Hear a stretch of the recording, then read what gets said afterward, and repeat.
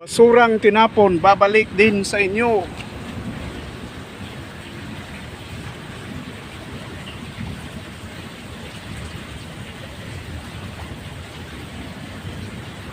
Ayan, pag bumaha dito guys,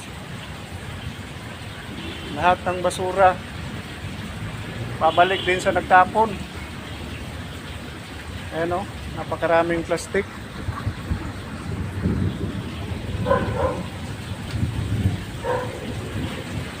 Kulang sa disiplina. Kaya lahat ng tinapon, tayo rin mahirapan pag bumara yung kanal.